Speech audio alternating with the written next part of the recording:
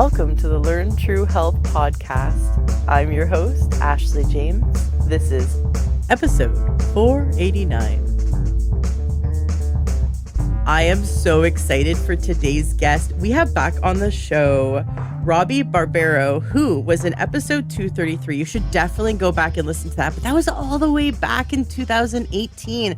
Since then, you've published an amazing book. I've actually given your book as gifts before. Mastering Diabetes is a phenomenal book. You guys have coached thousands of people to reversing type 2 diabetes, completely blowing it out of the water, completely reversing it. These people are getting off meds, like losing weight, getting balanced blood sugar, living amazing lives. And even type 1 diabetics like yourself have cut insulin crazy amounts, 50%, 70%. They have had the best health success in their lives from the program that you and Cyrus have created and have been doing for many years. And I'm so excited to have you back on the show because you're about to launch a summit, which I want all my listeners to attend because honestly, statistically, you as a listener probably have blood sugar issues or someone in your household or one of your friends does. Because statistically, it's, I think, what is it? 1/3 of the population has diabetes or pre-diabetes. That's absolutely right. It's unbelievable. And I'm just so excited to be here, Ashley. We have so much to talk about. And you're exactly right. This is our big event every year. It happens once a year.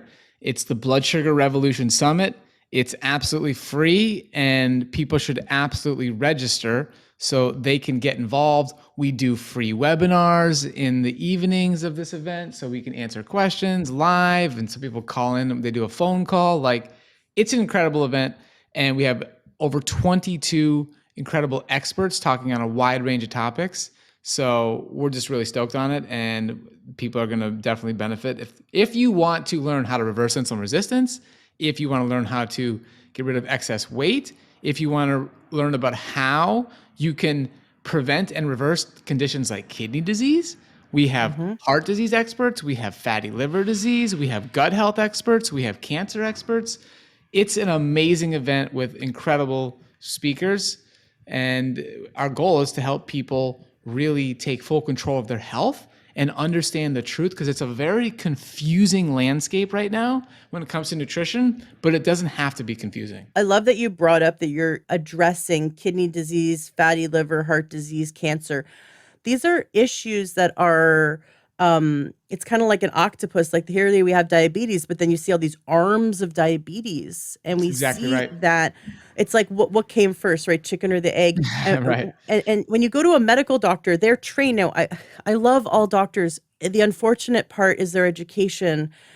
They're taught to see the body through the lens of reductionism and to see the body reduced to different parts. And then they're taught to prescribe pills to alter the body. And they don't cure. They don't teach us how to have optimal health, and they don't cure. These are standard like medical doctors, right? That's right. And they're doing the best they can with the tools they have, but you wouldn't take your car to a plumber.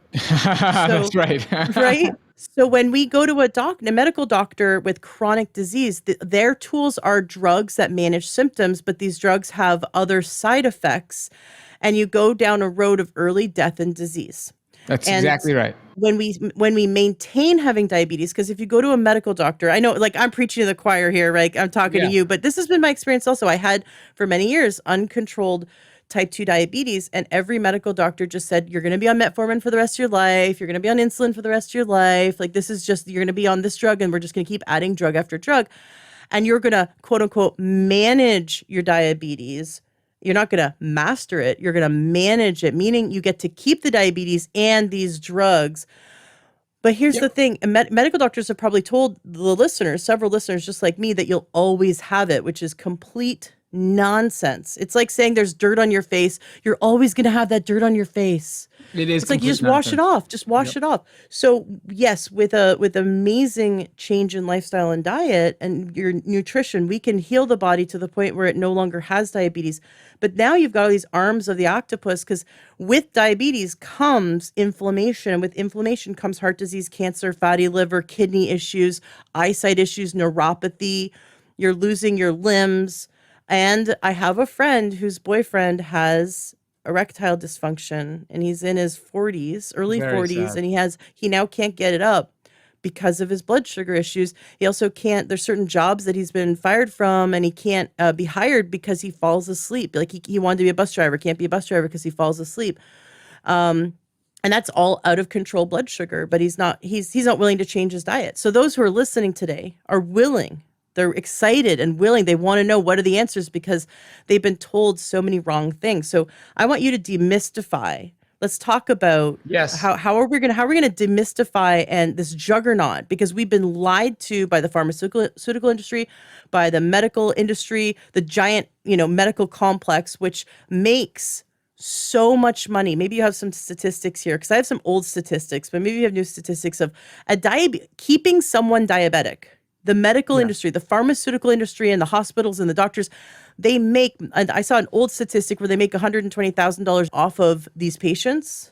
The statistic I have is that the average is $16,752 per year, costs that are incurred by diabetes, patients. So that's like medical expenditures. So, that number you got might refer to other things. Might be when it's the end stage, like when they're in for sure, heart totally failure possible. and diabetes and stuff like that. Yeah. Either way, it's costly. costing. It's costing you. It's absolutely costly. But if it's costing you, it's profit for them. They're profiting to keep people sick instead of reversing it. And you have a program that you've been doing for many years that reverses these issues. Absolutely. And just to add to that cost, basically, 1 out of every $4 in the U.S. healthcare cost is spent on caring for people with diabetes. That amounts to $237 billion each year on direct medical costs for diabetes.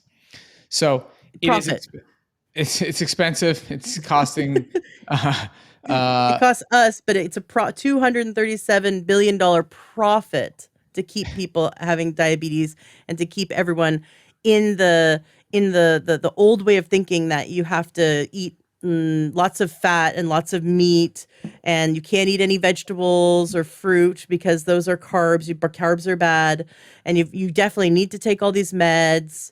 Keep them in the old way of thinking keeps them sick, so it keeps them profitable. $237 billion of profit for the medical industry, which is costing us. There's definitely some misaligned incentives for sure in our healthcare system. And like you said, something that's really disappointing, and this through your own experience, is going to a doctor, being made aware that your A1C is high or your fasting blood glucose is high, and that you are living with either pre-diabetes or type 2 diabetes, and then being told, okay, the first line of defense is metformin. Here's some metformin. And maybe the doctor will say, hey, you should also adjust your diet and move your body. But it's not very clear guidance. There's not a lot of support there. There's not any really mentality of actually, let's address the cause. Let's see what we can do to actually take care of this now and make sure it doesn't progress. This doesn't have to be a chronic disease. And it's such a missed opportunity, because diabetes in particular can be a great wake-up call, especially pre-diabetes and type 2 diabetes, because if you catch it early enough, it is quite easy to reverse and turn it around. If you don't catch it early enough and you let the disease progress, you can get to a point where your beta cells are burned out. So the beta cells inside your pancreas are responsible for producing insulin. And when you're in an insulin-resistant state, those beta cells have to work overtime, and they have to work extra hard to produce more and more insulin to compensate for your insulin resistance. And eventually, they can get exhausted and they just die out. So the population is diminished, and all of a sudden you get to a point where you're not living with an autoimmune version of diabetes. You still have type 2, but you can become insulin dependent simply because your beta cell supply has been reduced too much. Now, there are people who come into our program where that has happened. Their beta cell supply, the ability to produce insulin has been diminished. But because our program helps them become so insulin sensitive, even with a smaller amount of insulin being produced, they can maintain a healthy A1C in the non-diabetic range. They can maintain a healthy fasting blood glucose, all while eating the foods they've been told that they should not be eating, just like you were insinuating before. And another point I want to touch on here is you were talking about sort of like the octopus and the tentacles here, and how when you are living with any form of diabetes, your chronic disease risk for a range of conditions is increased.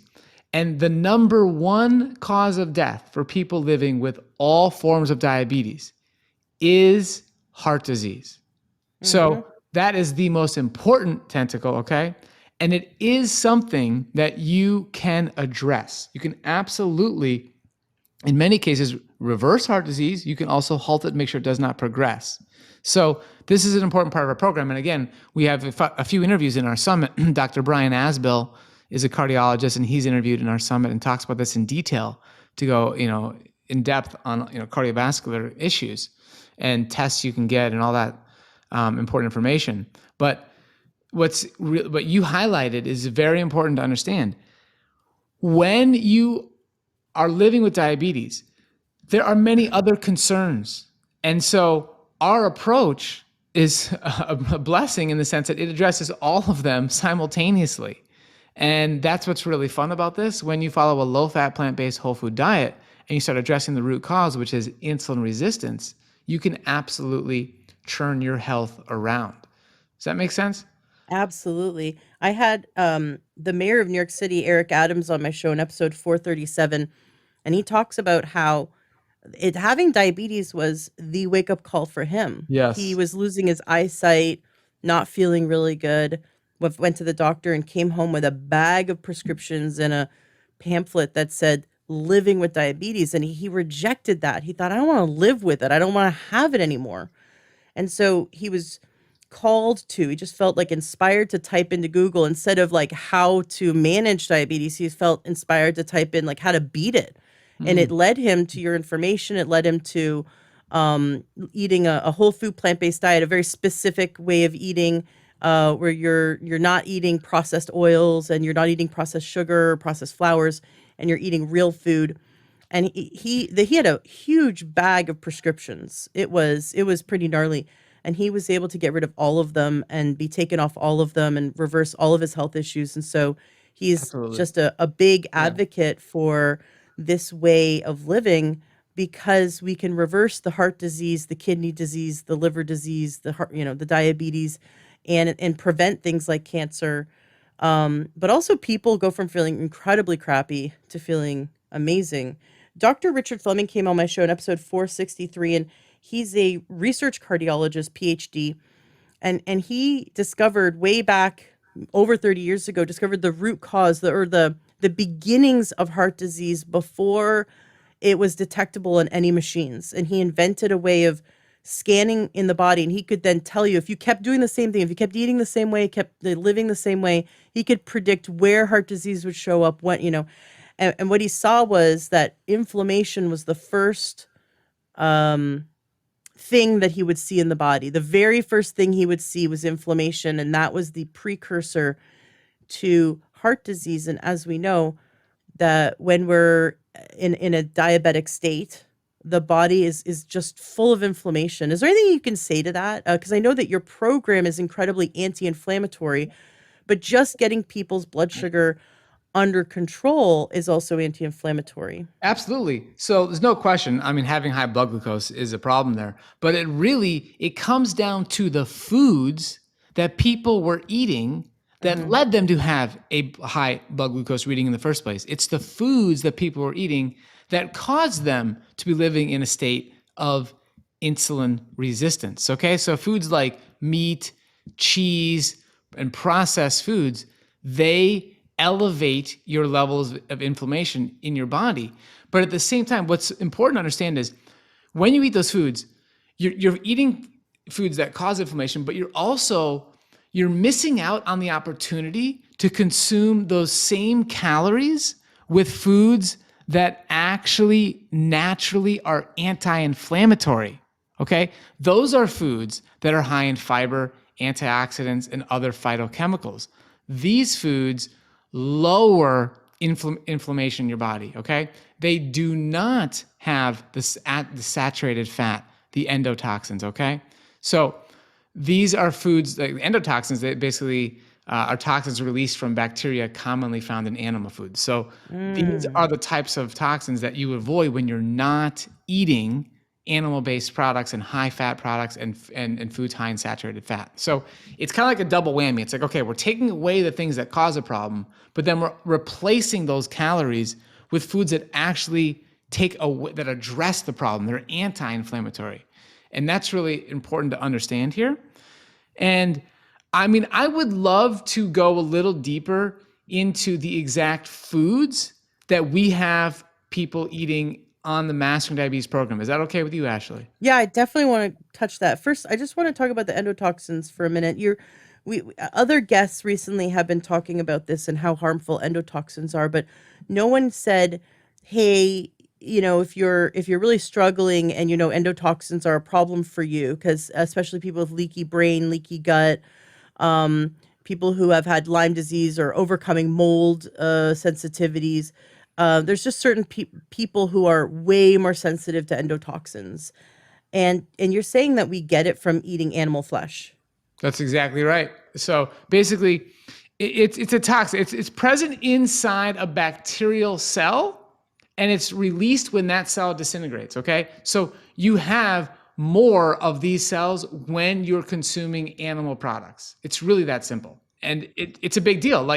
And actually, what's fascinating is Dr. Joel Furman in the summit. I think he's on the first or second day. He almost talked to us for like the entire podcast interview.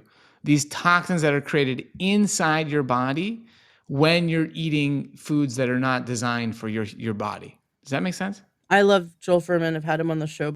I also learned a lot from him when I went through the Institute for Integrative Nutrition's health coach training program, and he was my favorite teacher. He I is love that. so amazing. Just the things that he teaches. I love how he takes food to a whole, like the science of food to a whole new level, and it makes me so motivated to eat my broccoli and eat Absolutely, my absolutely. mushrooms and Yeah. eat my berries, all the good stuff. Oh my gosh. Yeah. Okay. Let's talk about the food. So one thing we didn't touch on, because I told listeners just go back and listen to episode 233, where you tell your story. But for those who don't know your story, because I really want people to get what's possible. Can you just give Yeah. us the highlight reel? Absolutely. So I've been living with type 1 diabetes since 2000. So that's now over 22 years. And it was in December of 2006 when I decided to switch to a low-fat, plant-based whole food diet. So prior to that, I had tried many different dietary approaches. And my goal, my personal mission in life still to this day, is I would love to find a solution to how to reverse type 1 diabetes. So I would love for my beta cells to produce insulin once again. And that sent me on this mission to do anything and everything I possibly could to optimize my health from the inside out. And that's why I learned so much, and that's why I tried so many different diets. And just for those who don't know, type 1 diabetes and type 2 diabetes, they're different. And the reason they're different, and they're the same in some ways. The reason they're different is type 1 is an autoimmune condition. We don't know the cause. We don't know why beta cells are damaged. But if you're living with type 1 diabetes, you don't produce sufficient quantities of insulin. Your beta cells have been damaged, and you have to inject insulin in order to eat food and survive. If you're living with type 2 diabetes or prediabetes, in the initial phase, you're actually producing excess insulin. So your body's in overdrive. It's a lifestyle condition, and it is caused by diet, exercise. Genes are a very, very small component here. It's really your lifestyle that causes type 2 diabetes. And so both of them, both type 1 and type 2, insulin resistance can be present. And it's insulin resistance that is the driver of the chronic disease risk that's associated with, again, both type 1 and type 2 diabetes. So I'm living with type 1. And I, again, tried many different approaches. And really, the last two things I tried, so the one before this approach we're going to talk about in more detail, was a ketogenic plant-based diet. They didn't really call it a keto diet back then, but I basically ate nuts, seeds, avocado, I had lots of oil, I had tons of greens, but I kept my total carbohydrate intake to less than 30 net carbohydrate. Okay, so 70 because there was plenty of fiber in the greens. So about 70 total per day, about 30 net. And so at this time, I did it. I did it very diligently, and I did see how because I reduced my carbohydrate intake, my insulin went down. And this is what the insulin I needed to inject as a type 1 went down. But what didn't improve was my carbohydrate to insulin ratio. So how many grams, how much insulin I needed per gram of carbohydrate that I consumed. That got worse. I became more insulin resistant. I ate myself into a state of insulin resistance. And at that time, if I had berries or if I had a banana, my blood glucose would skyrocket. I could not metabolize those foods. And now, after doing lots of research and looking into this topic and having a whole new experience, I can see why that is so problematic. And I can also see and understand why people with diabetes are so confused, why this condition is so confusing to the general public. And it's one of the few conditions that you can self-monitor. And that is a part of that makes it confusing. You can test your blood glucose as often as you want, and that confuses people. But back to my story here. So I do that ketogenic diet and I lose energy. I'm losing weight. I'm a freshman at the University of Florida. I'm not feeling well. I'm like, I got to find something else. I got to keep searching. And I heard a podcast. It's so funny to say that while doing a podcast. Right. But I heard a podcast with this guy, Doug Graham, and he was explaining how he had an approach where you could eat lots of fruits, mainly fruit, and lots of greens and lots of vegetables. And that could actually, help people reverse chronic disease and improve their health and improve blood glucose control. I was like, wow, this is amazing. I'm going to try this. So I bought the book. This is in September of 2006 when I heard this podcast. And he was talking about a book that he was going to have coming out. It didn't come out until December.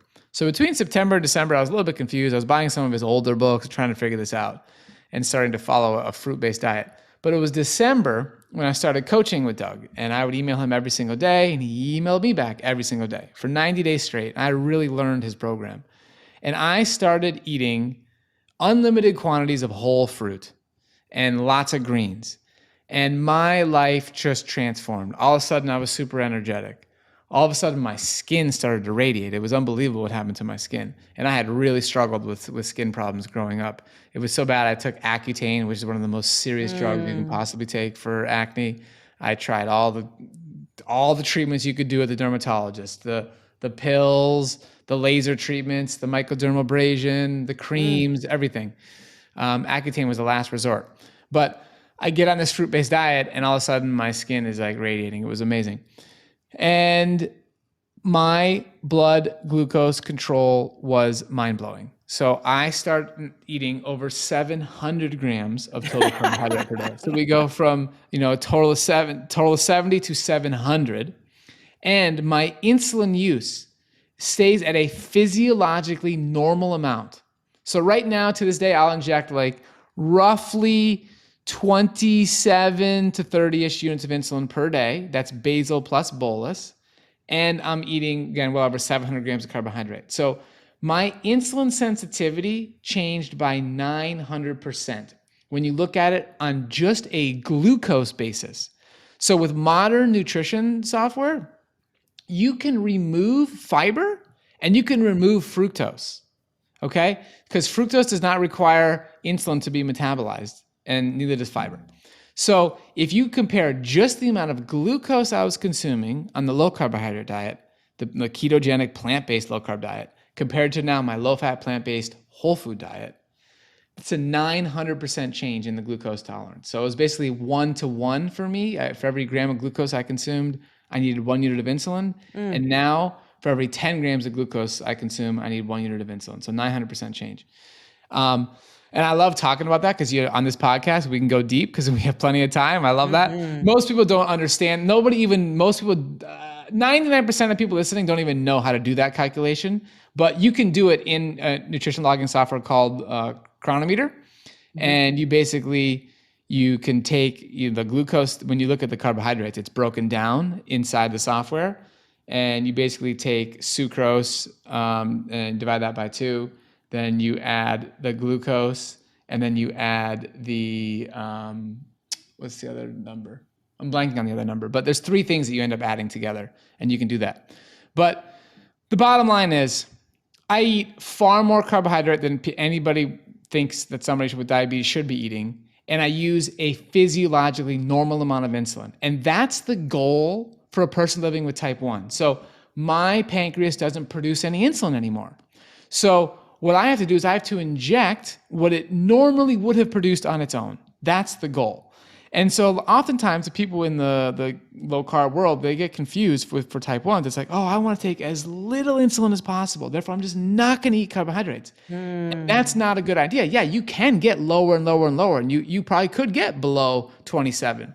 You could get below 20 if you're very disciplined. But your insulin sensitivity is terrible. You can't eat a banana. You can't eat blueberries. So you're trading one problem for a laundry list of other problems that are associated with living with insulin resistance. And so people are confused about that. But even when you look at published research on type 1s, we wrote about this in our book, on average, the low carb community in this particular paper, which was following the Dr. Bernstein diet, they would consume 30 grams of carbohydrate per day and inject 30 units of insulin per day. So again, just think about that math. Again, compared to other type 1s, they're using 30 units of insulin, which is more insulin than I'm using. They're eating 30 grams of carbohydrate, and I'm having over 700. So the magnitude of change here is very important. And again, as we talked about earlier, insulin sensitivity matters. It absolutely matters. It matters for everybody listening to the show. If you have low energy, if you're looking to lose excess weight, if you have high blood pressure, high cholesterol, high triglycerides, if cognitive decline is something you're struggling with, neuropathy, retinopathy, cancer, like all of these conditions are connected to insulin resistance. And that's why this topic is so important. That's why I'm so passionate about it. And that's how, what led us to create Mastering Diabetes is Cyrus had a similar personal experience. And we, as people living with type 1, have this unique advantage of understanding what decisions impact our insulin sensitivity on a moment-by-moment basis. And the reason we have this advantage is because we know how much insulin we need to inject. So there's 3 key metrics you're going to have to know in order to understand insulin sensitivity. You have to know what's your blood glucose. You can test yourself. You can get a CGM. Anybody could do that. You have to count the carbohydrates you're consuming. You have to know how much glucose is coming into your body. And then number 3 is you have to know the insulin levels. And that's the number that a majority of people listening to the show don't have, but us type 1s, we do have. And so I can see, okay, what happens if I have like a whole avocado for dinner? What happens if I snack on too many Brazil nuts?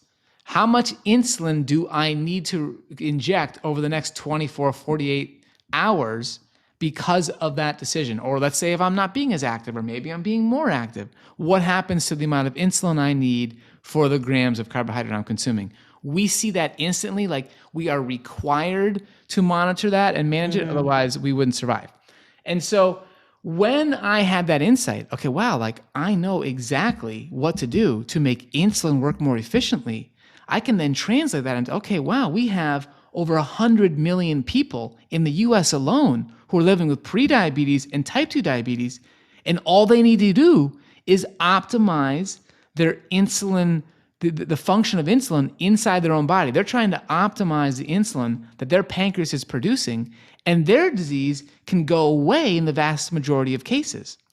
So that's what we do at Mastering Diabetes. We help people with all forms of diabetes reverse insulin resistance. That is the cornerstone. We're all doing that together, and the results are extraordinary. So it's amazing that we talked before our book came out, and we were very excited to see that it became a New York Times best-selling book, and people continue to recommend it, and it's still a bestseller on Amazon. And we also read our own audiobook, which is super fun. But to see this message being shared, and the reviews on Amazon are incredible. We have well over 3,000 reviews, and people are finally getting the truth. Thank you to podcasts like yours, truly beginning to understand why carbohydrate-rich foods are actually the best foods to eat if you want to reverse insulin resistance. It's just got to be the right carbohydrate-rich foods with the right combination of other foods, and we can get into that if you would like me to. Yeah, absolutely. I definitely want to get into that. Listeners got to go to learnchart.com/mastering diabetes to sign up for your summit, which is coming out November 2nd, which is perfect timing right after the Halloween candy orgy. I mean, it's just like, just this crazy amount of candy. I can't believe how much candy. I don't do this with my son. We go out and we have fun and we enjoy all the festivities, but um I've never made it about the sugar with him. And and I know that's difficult for a kid, but I also you wouldn't like that's how I explained to a few moms, like, you're not going to go down to downtown Seattle, which is horrible, by the way. Now in the last 2 years, it is like, it looks like a third world country. It's just graffiti and everywhere. And I feel so bad for the people who are like in the homeless camps, and it is just overrun with drugs and crime. And so it's very scary downtown Seattle. I would not go downtown Seattle and score some drugs, some street drugs for my kid, right? Like, you wouldn't do that. And yet we're giving children sugar, which has almost the same effect on the brain. When we've done, there's brain scans, you can go on YouTube and find where they could do brain scans of like street drugs and brain scans of people on sugar. The same areas of the brain light up. You got dopamine. You're triggering addiction brain, and we're training our children to be in addiction brain. And I had a great interview with PhD Joan Ifland, who she earned her PhD in processed food addiction, and she's the reason why it's in the DSM-4, which is now the DSM-5. But she's the reason why it's now a diagnosed. It's an understand. It's we understand it's a problem to the point where people have a condition called processed food addiction. It is real. And about 1/3 of the population has addiction brain. Whether you choose to feed into it or not, people are susceptible. A certain percent of our population are susceptible to like, when like someone could just go out and eat some Halloween candy and it'd be fine, and the next day they go to work or they go to school and they're fine. But then there are those with addiction brain who, you eat some candy and it triggers the dopamine high and crash, and now that kid is looking for their next dopamine fix, and they don't even understand it because it's very unconscious. But now they're going to binge on Netflix or screens, or they're going to go find more candy, or they're going to do something to, or maybe they'll do more daring things, more exciting daring things, whatever they do to get the dopamine. And so much of processed food out there is the same. It's meant to do dopamine spikes. And it's not just dopamine. There's other chemicals in the brain that it spikes, but we like to go towards pleasure and away from pain. And what are we doing with kids during Halloween? We're letting them have almost unlimited access to a drug that affects the brain. Just like if we went downtown Seattle and scored some drugs, we're training our children's brains to do this. And like, I have this love-hate relationship with Halloween, because in my childhood, it was so much fun. I love the idea of making my costume. I spent a whole month working on my costume. Like, for me, it was like I get to do theater. Like, it's just like, it was so much fun. And yet what's happening now is, as an adult, I look back and go, wow, this is just training us to be alcoholics, training us to be drug addicts, training us to be sugarholics when we're adults.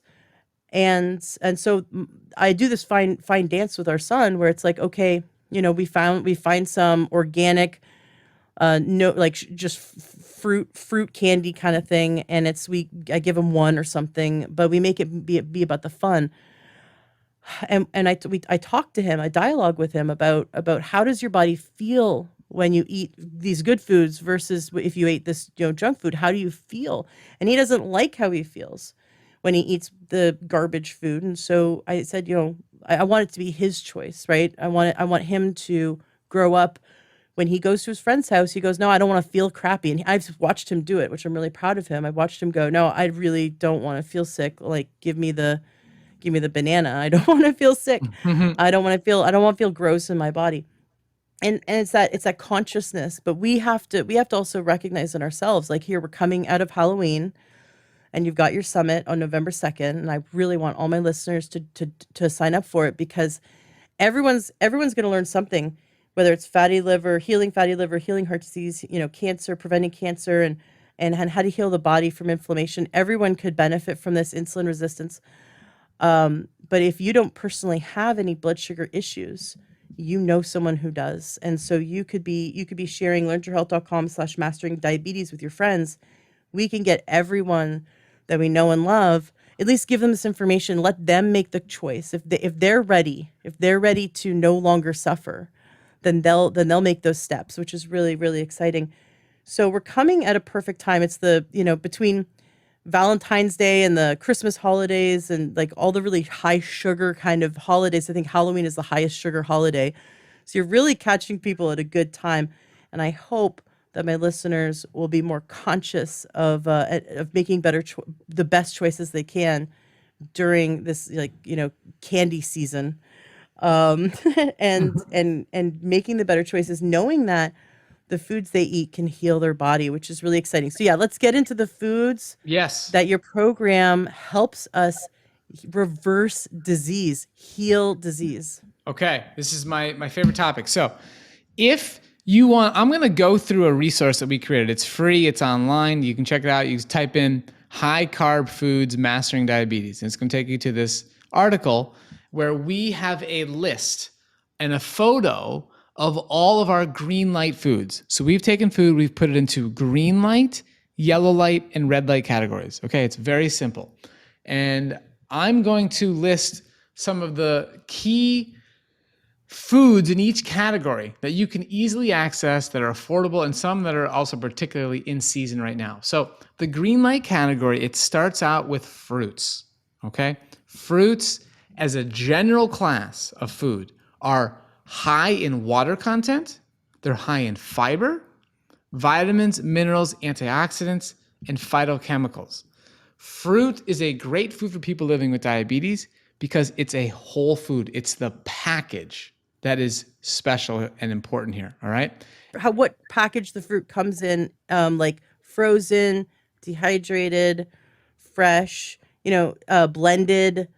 Is there any way that they shouldn't be consuming fruit, or can they consume it? Like, can they consume frozen and blended? Can they make a smoothie, or does it all have to be unadulterated? That's a great question. I love that you're asking this. These nuances, they really do matter. So when you are living with insulin resistance, you have any chronic disease that you want to reverse, like you're trying to truly, truly heal a chronic disease, there are nuances that we recommend you pay attention to, particularly in the beginning. Okay, you're in a very insulin resistant state and you're on the path to get out of that state. So in that case, it is ideal to eat whole fruit, unadulterated, right? Like just the whole fruit and chew it. And it's important to eat that fruit with greens or non-starchy vegetables, especially in the beginning, okay? And all of our recipes provide that. We make it, really fun and easy to do. But the whole food, chewing it. Now, the next best form of fruit, as far as the package, would be if you took whole fruit and you blended it, okay? You put it in a blender. Now, the reason it's not ideal, especially for people who are struggling with blood sugar challenges and they see spikes in their blood glucose and they have a high A1C, is that what you've done when you blended the fruit is you have broken up the fibers. Okay, so what you've done is you have increased the surface area, and because you've done that, it can get absorbed into your cells faster. And an analogy I like to share to help understand this increased surface area is to imagine you have a gigantic block of ice sitting in your front lawn, okay? It's the summer, it's in Florida, it's hot, it's 90 degrees outside, and there's this block of ice literally the size of your car, okay? And it's sitting in your front yard. And as the day goes along, that ice is going to melt and it's going to disperse into the grass. Okay, it's going to be absorbed into the soil. And it's going to take all day. Okay, it's going to take a while. If you took that big block of ice and you broke it up into individual shards, like you took a weed whacker, okay, or a saw, and you started just breaking it up into tiny little pieces, little shards all over the place, that would get absorbed into the soil rapidly. Okay, you've broken it up, you've altered the structure of the fibers. That's what's happening when you take the fruit and you put it in the blender and you blend it up. It's going to get absorbed faster. Okay, so number 1 is whole, number 2 is put in a blender. Number 3 would be dehydrated. Okay, now the less dehydrated, the better. Let's say you put something in a dehydrator and you want it to be like a little bit gooey, right? Instead of making a banana into a really, really dense strip, you kind of made it just a little bit of gooey. You only took maybe half the water content out. That's going to be better because you still maintain some of the water content. But the more and more dry it becomes, the more calorie dense it becomes, the easier it is to overeat. And the reason it's easier to overeat dried fruit is because you've removed the water content. And what makes you feel satisfied, what holds you from meal to meal is bulk. And bulk is water plus fiber. So this is the whole concept of calorie density, which we talk about in detail in our book. And it's a lot of research done by Barbara Rolls from Penn State University.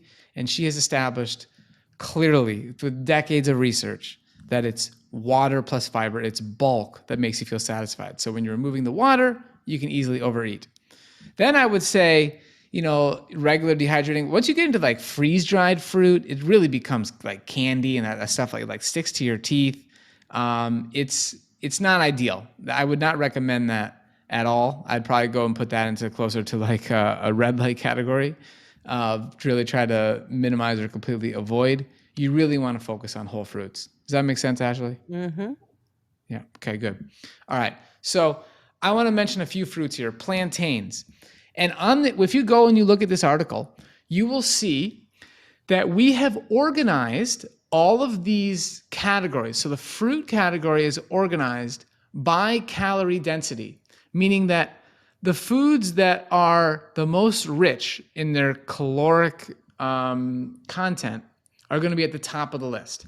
And the reason this is important is because when people adopt a plant-based diet, they are shocked at the volume of food they have to eat in order to stay satisfied and actually get the right number of calories. Mm-hmm. In the beginning, it's part of the reason why people lose weight so quickly and easily in the beginning is because their stomach is starting to adjust to even get in enough volume to meet their normal caloric requirements. So you kind of get into a calorie deficit just because it's difficult to eat the right volume of food. Now, the problem is, if you maintain that calorie deficit too long, especially beyond the point of where you're looking to lose weight, or if you're losing weight potentially too fast, you're just not satisfied, then the diet becomes unsustainable and you start to crave other foods, and all of a sudden you go and you eat a cheeseburger, which is way more calorie dense, and you feel better. And it's mainly because you got calories. You were missing calories. So in the green light category,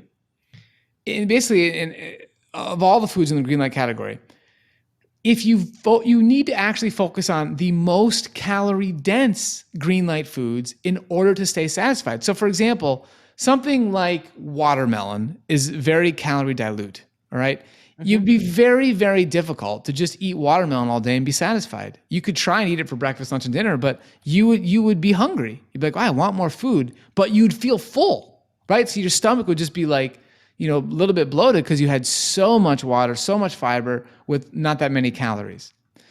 So the reason we have these calorie-dense fruits listed at the top is to make this diet satisfying. And plantains are one of the best foods in the fruit category because they have 554 calories per pound. That's the calorie density. And the goal when following this low-fat, plant-based whole food diet for optimal weight and optimal energy and overall health is to basically eat as much food as you want that is under 750 calories per pound. And just for context, the most calorie dense food on the planet is oil. And that is 4,000 calories per pound, okay? There is no water, there's no fiber, there's no carbohydrate, there's no protein, it's just pure fat, okay?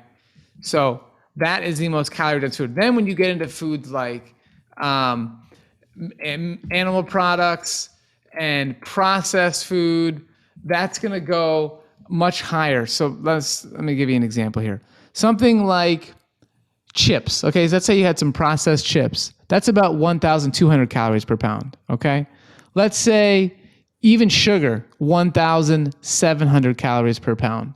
You go to bread, 1,200 calories per pound. Ice cream, 1,000 calories per pound. Beef, 1,000. Okay, so eggs are at about closer to 800. So what we got to understand here is that those foods, as you increase that calorie density and you decrease the nutrition value, it's technically a junk food. Okay, so oil is the ultimate junk food because it's very high in calories. It's the most calorie dense food on the planet with very little nutrition. All right. So back to the green light foods here.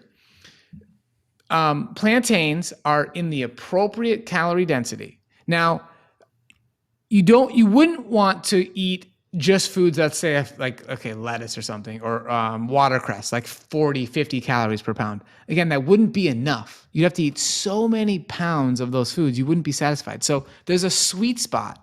There's a sweet spot of somewhere between like 400 and 600 calories per pound is where you want the majority of your calorie providing foods to come from, and then you supplement the rest with nutrient dense non-starchy vegetables and greens. Another food that's worth talking about is persimmons. Actually, do you like persimmons? Oh yeah.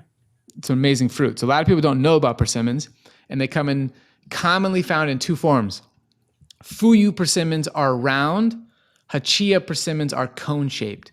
And this is a fall fruit. You can get it at almost any grocery store. If your local store doesn't have it, then you'll definitely find it at local Asian markets or Mexican markets. And with the hachia, you have to wait till it gets really soft, like a balloon.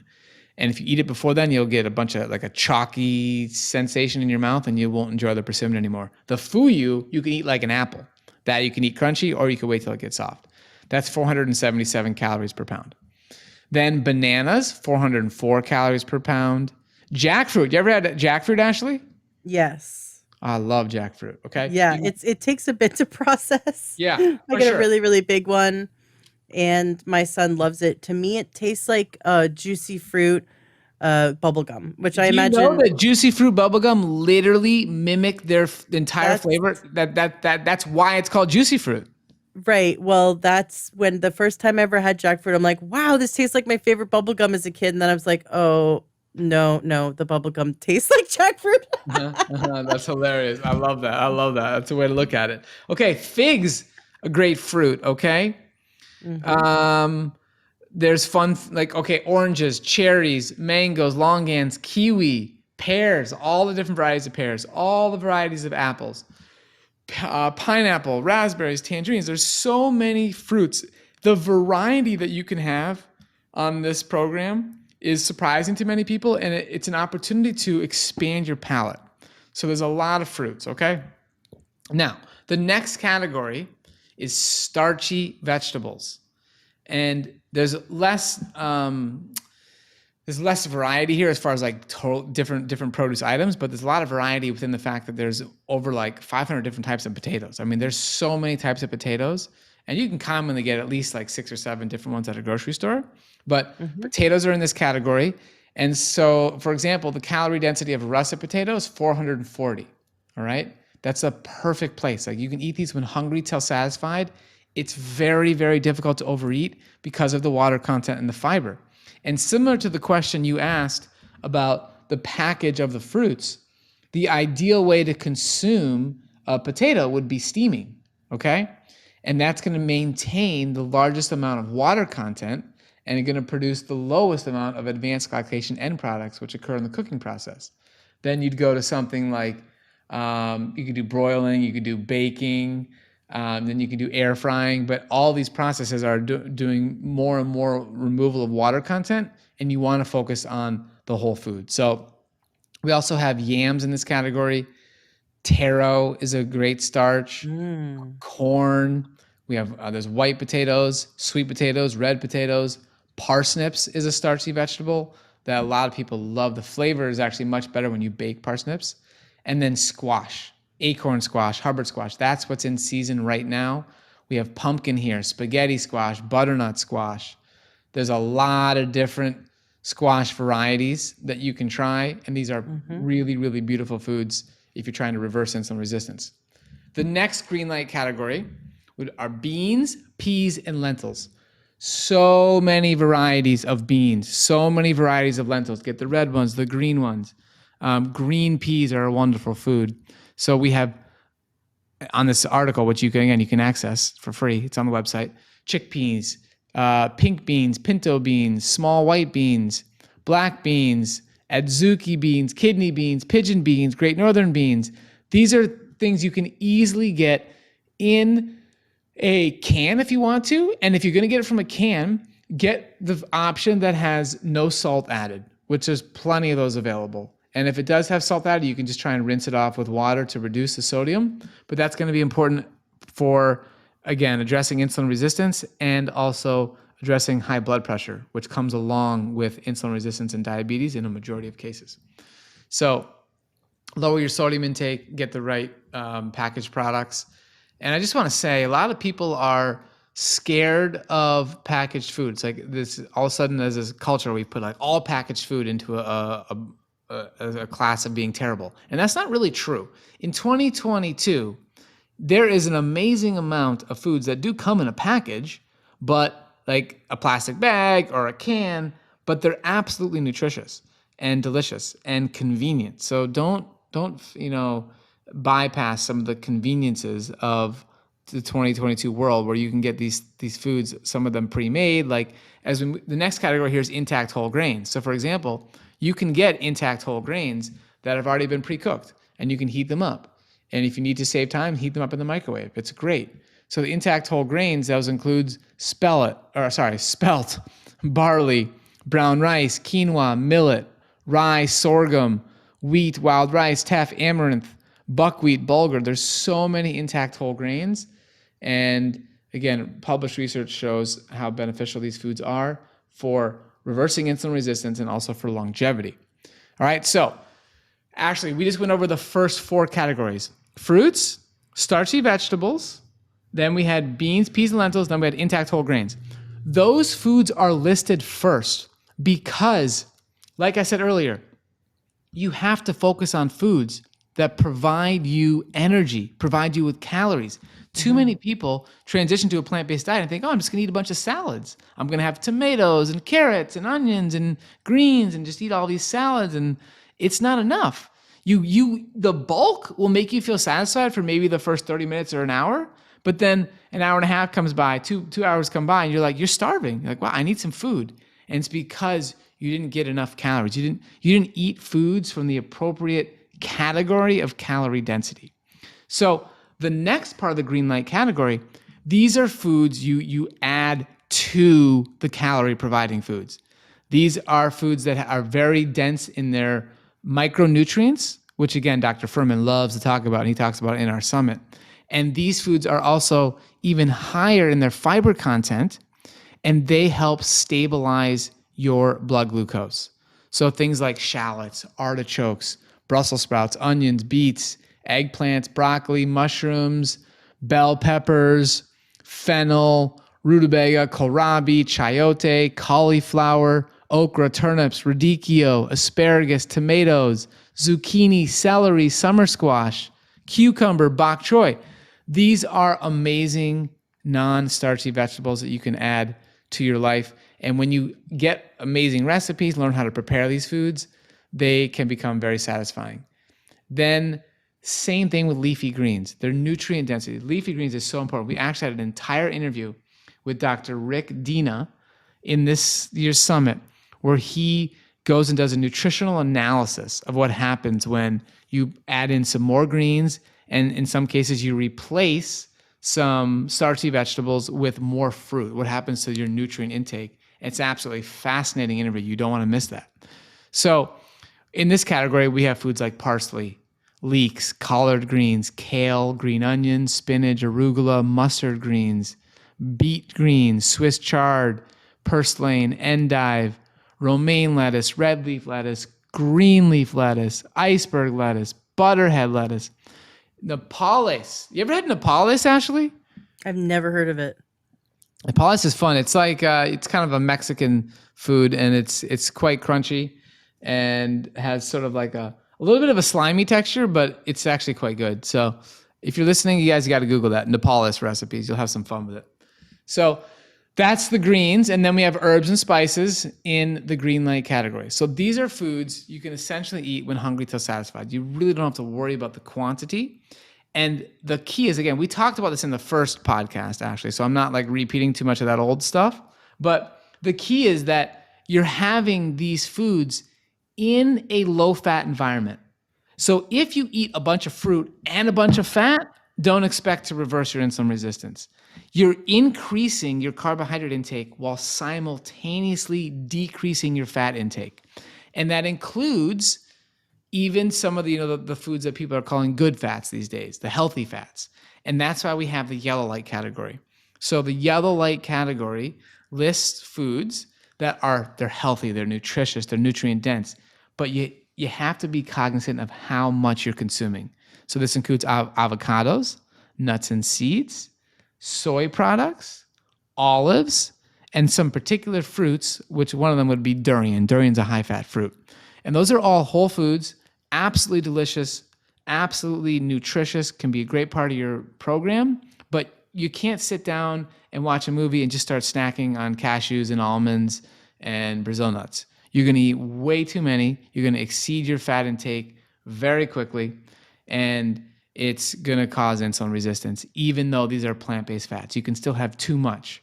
So to be very clear, make sure everybody understands our program, to maximize your insulin sensitivity, we want you to keep your total fat intake under 30 grams per day. And just by eating whole plant foods, just having a normal day of eating greens and beans and fruits and non-starchy vegetables, all whole foods contain fat.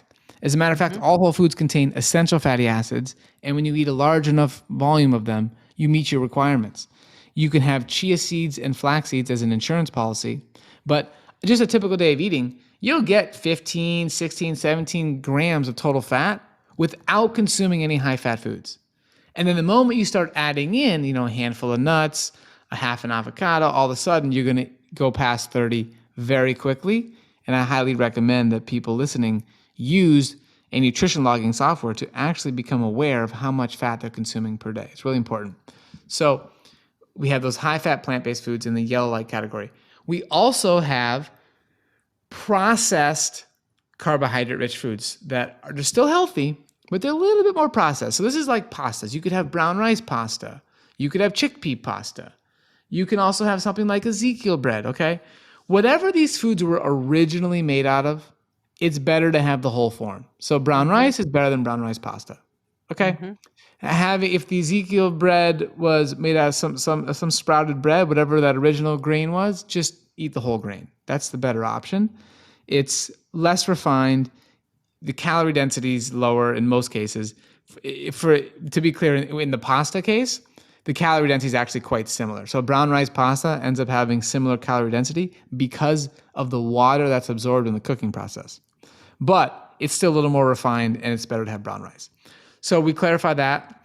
We also have put fermented foods in the yellow light category only because of the sodium content. So plenty of research showing the benefits of fermented foods, but the sodium content is a concern for people who are looking to reverse insulin resistance. So again, the distinction is you don't just eat an unlimited amount of fermented foods. You be cognizant of how much you're consuming, keep it as an appropriate amount in your overall diet, and you'll be just fine. Whereas the green light foods, you just don't need to think about it. You just eat as much as you want. They're self-limiting. in their with their fiber and water content. Now, the red light foods, these are foods we suggest you completely avoid, you minimize them, and that's going to be, we put animal products in here, so that's going to be things like chicken, beef, dairy, even things like shellfish, salmon, particularly because of the fat content, the advanced glycation end products that are higher in animal products, and a lot of the pro-inflammatory compounds. So animal products are out. We already talked a little bit about oil, but I really do want to go a little bit deeper on the oil topic because people really get crazy. They get up in arms about not having oil. Like it's just upsetting to them. And what I want to clarify for anybody who's in that category, I've just been concerned like, oh, olive oil is just so good. I've read so much research. It's just so good for me. Here's the deal. It's better to consume the whole food. There is no research that's showing that having olive oil is better than having olives, okay?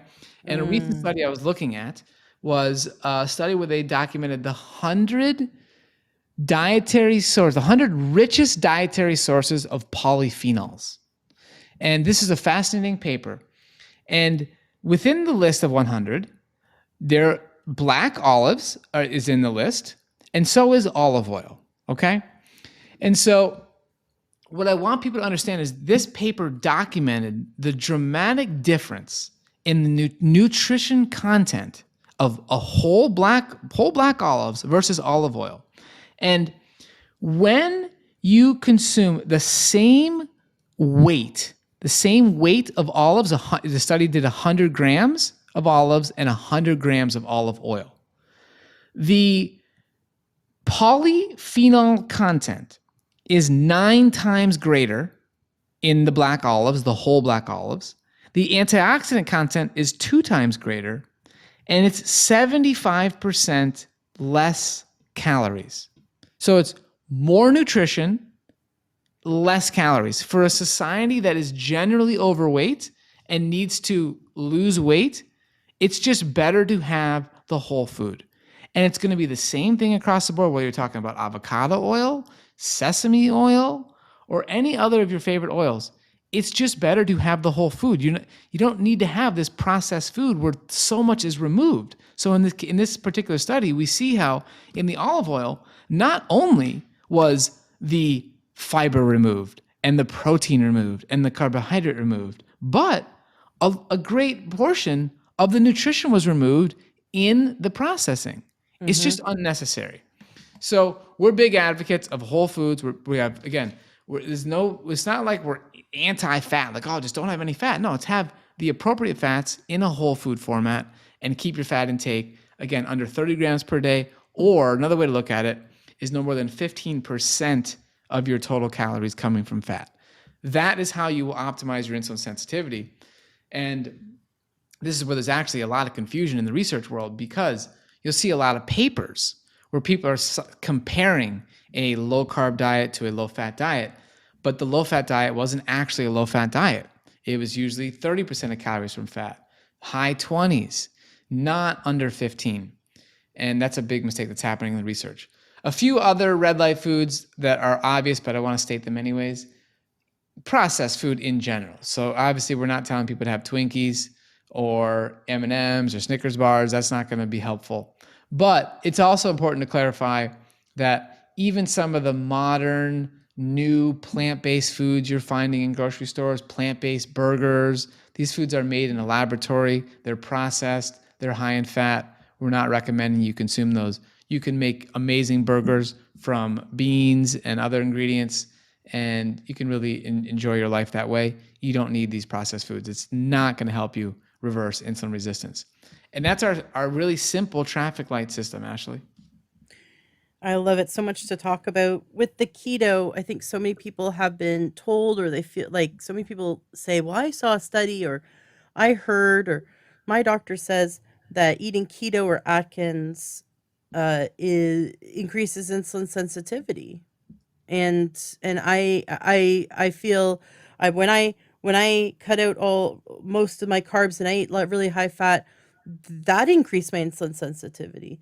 Can you Yeah, speak to that? absolutely. I love this topic, and I understand why it's confusing. And you're exactly right, Ashley. You're seeing that all over the media, right? I mean, you're even seeing papers of people publishing saying olive oil.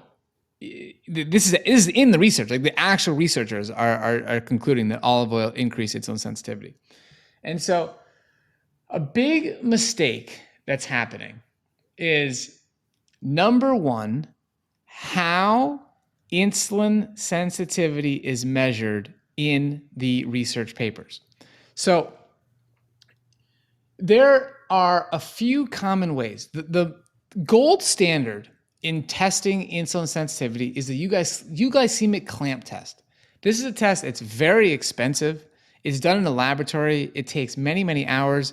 There's a solution being injected and insulin being injected simultaneously, and a lot of things being tested. It's not practical to be doing often, but it is the gold standard. Then after that would be the oral glucose tolerance test. And that's where you go to a laboratory, you consume 75 grams of glucose, and your insulin levels and your glucose levels are measured in your blood over the course of 3 hours, every 30 minutes. And you can see a graph of, okay, well, how much insulin was required and what was your blood glucose levels as your body's metabolizing this glucose solution.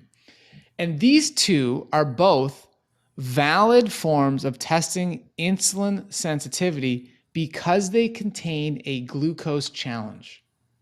And the mistake that's being made is that there is a new form of insulin sensitivity being reported or basically being measured. It's called the HOMA-IR.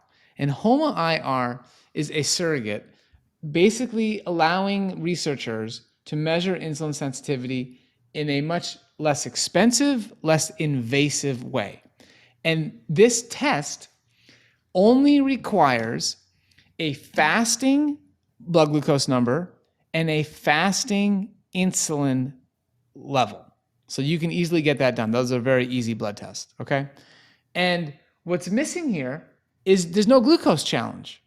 So of course, when you stop eating carbohydrate-rich foods, you, in that case, don't need to produce as much insulin. So you can have a depressed insulin requirement because you're not even eating carbohydrates, okay? And in the same case, you can have your blood glucose levels come down. But you're not testing insulin sensitivity. You're not assessing how well can your body metabolize glucose. And so this is a big mistake that's happening in the research, and people are getting erroneous conclusions because there is no glucose challenge. Does that make sense? I just realized that some listeners might not even understand what insulin does. Could you just very quickly explain, here's a cell, here's glucose, here's insulin. Absolutely. What's the dance? For sure. Okay, so insulin is a hormone it does many different functions in your body, but the primary function is that it ushers glucose out of your bloodstream and into your cells. And the way it does that is, think of insulin as a key. So insulin is the key that opens the door so glucose can then go out of your bloodstream into your muscle and liver cells. And what happens is, when you consume a diet that is too high in fat, particularly trans fat and saturated fat, you end up storing excess fat inside your cells. It's called intramyocellular lipid. And this excess fat interferes with insulin signaling. And it's actually, insulin resistance is a defense mechanism. Your body is trying to prevent your cells from intaking excess energy.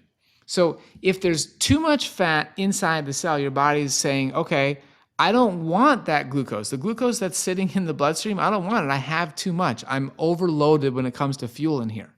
I don't need any more. So I'm not going to allow you to open the door. Stay in the bloodstream. And it's a protective mechanism. So what's happening in that case is you're going to develop a state of hyperinsulinemia. Okay, so your body is going to try and produce more and more insulin in order to shove the glucose into the cell. So now you have high insulin levels and high glucose levels. That is the classic state of insulin resistance, of metabolic dysfunction, and is at the root of a laundry list of chronic conditions, which we've discussed throughout this show. And the longer that blood sugar remains high in the bloodstream, because the cells are rejecting it, the cells are like, I'm full, go somewhere else. The sugar that is staying high, the glucose is staying high in the bloodstream. The longer that happens, the more inflammation and damage it causes. That is correct. That's And absolutely correct. what's also been described to me by someone else is that the more insulin, like when you have excess insulin, insulin starts like almost like banging down the door of the receptors of the cell and damaging the cell wall, because it's just like more and more and more and more and trying to force it in. And it's kind of like shoving the key in the lock so hard that it damages the keyhole. But there's damage being done on a cellular level throughout the body, and we're actually we're over consuming fat. And so the cells are like, I got too much to handle right now. We filled the cells with fat, and then we filled the cells with sugar, because let's face it, the standard American diet is a high processed fat, high processed sugar diet. And Exactly right. and then we're starving. And then we feel like we're starving, and that's how I felt when I had type 2 diabetes. I was hungry every 45 minutes. I would just cry. We went for this back when we lived in Vegas. We loved going on drives. This is before pre-kids, just my husband and I. And we decided one day to go for this fun drive out into the desert. And we did this loop around one of the mountains and came back around. It's beautiful out there, especially when it was a little stormy. And you see these beautiful thunderstorms off in the distance. And we talk and talk. And so we went for a drive. And I ate before we left, and we're out in the middle of the desert. There's nowhere to eat, and I'm like, the hunger starts hitting me harder and harder and harder, and I start feeling crazier and crazier, and I just cried, and I just was bawling. We were newlyweds, and I'm bawling to my husband. I'm just like, said, I feel like a prisoner trapped in my body. I'm hungry all the time. I'm panicking. My body is actually physically panicking because there's nowhere to get food. I said, the first restaurant you see where we're stopping at, and I don't care what it is. This happened multiple times where we'd be out running errands, or we'd be late to go meet someone or pick something up. And I would just, my body would just get into this panic mode of needing to eat. And I wasn't crashing. I'm not type 1 diabetic. I'm not going to go into a coma. I would survive. But it was this constant gnawing hunger that would get worse and worse and worse, like 45 minutes after a meal. And it would come on suddenly. And I said, just pull over. I don't care what it is. Arby's, McDonald's, whatever the first food. I just need to put food in me. And that was back then when I was eating the standard American diet and listening to the MDs. And they, just all they had was drugs, and they had no answers for me. And I finally got sick of being sick. And that's when I started to dive into the holistic health and shop the perimeter of the grocery store, is what I was told. Eat organic. And I could not believe how one condition after another dropped off when I changed my diet. I found a naturopath who mentored me, and I was able to reverse. I had chronic adrenal fatigue that was so bad I couldn't process human language in the morning. I couldn't even understand people talking. Like my chronic adrenal fatigue was really bad. I had infertility. I was told I'd never have kids. I had polycystic ovarian syndrome, type 2 diabetes. And then I had chronic infections I was on monthly antibiotics for. And the infections went away when I started eating organic and shopped the perimeter of the grocery store. And I still at the time was eating cheese and meat. But I cut out the stuff in all the aisles, basically. I was just going around the outside of the grocery store. Anything that was in the produce section was safe in my mind. That was back in 2008. That was my first big thing where I was like, wow, if in 1 month of changing just this little thing, if I can no longer be on constant antibiotics, then what else can I do? Right? Absolutely. And I was able to just go bang, bang, bang down that list and reverse all those issues. I'd love to hear more about your story, Ashley. I mean, so what was your A1C when you got diagnosed? This was 9.5, I think. Wow. Okay. And then what's been like your most recent A1C that you remember? 4.7. I mean, actually, was see, that's what I'm talking about. was yeah, Okay. that's like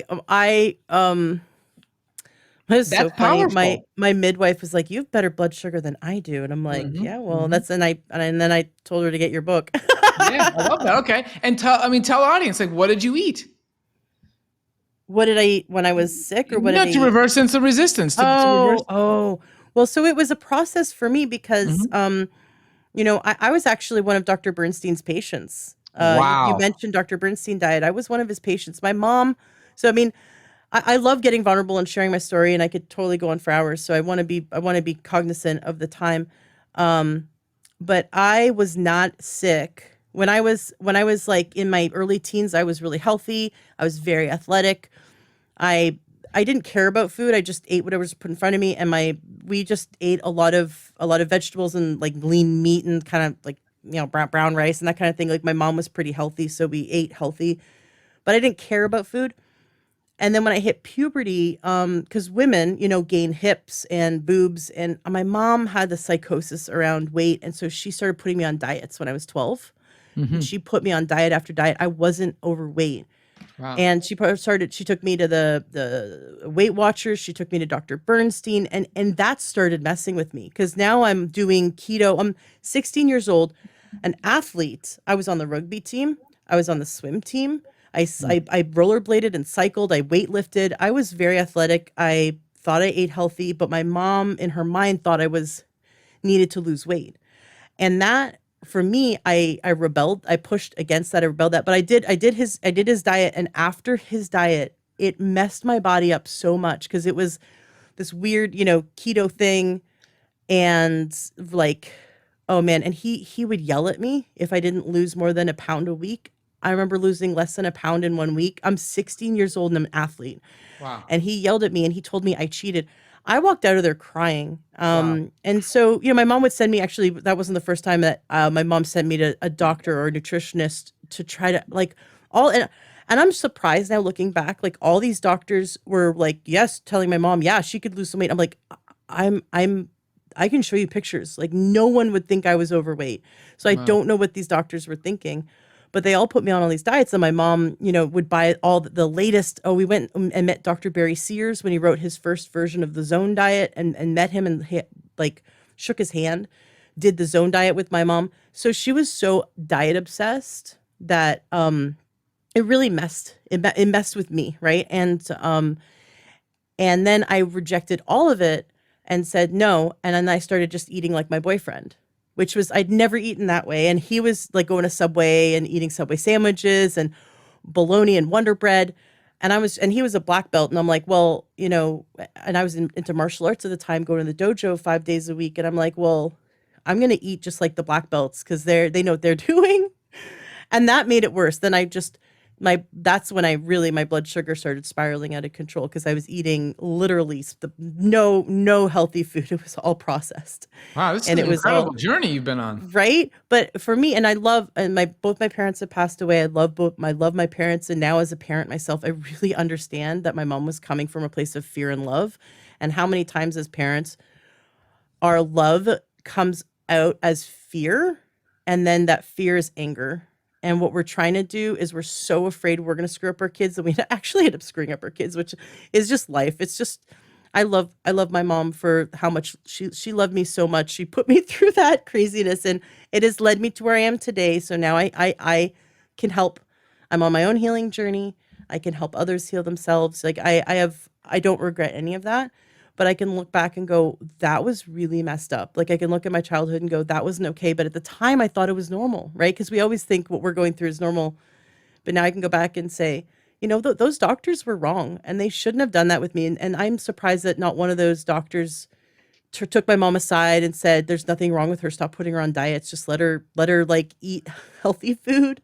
It's just crazy how messed up this world is. Yeah. And man, I wish I had known about the whole food plant-based diet sooner. I kind of kick myself. I think about, man, what would my life have been like if I was on this diet back when I was a teenager? I hate the word diet. It is really just a lifestyle and a way of eating that is as Dr. Joel Furman puts it, it's like a nutritarian diet where you're nutrient dense, right? You're eating as much nutrients as possible. So I'd rather eat olives that have 9 times greater the polyphenols than Yes. drink olive oil. Like, plus olives are like really fun to eat and Yes. olive oil's not really fun to drink. So I'd rather take in the nutrients from something instead of have to pay for the processing to take out the nutrients, like and eat a processed food. But for me, it's been a journey.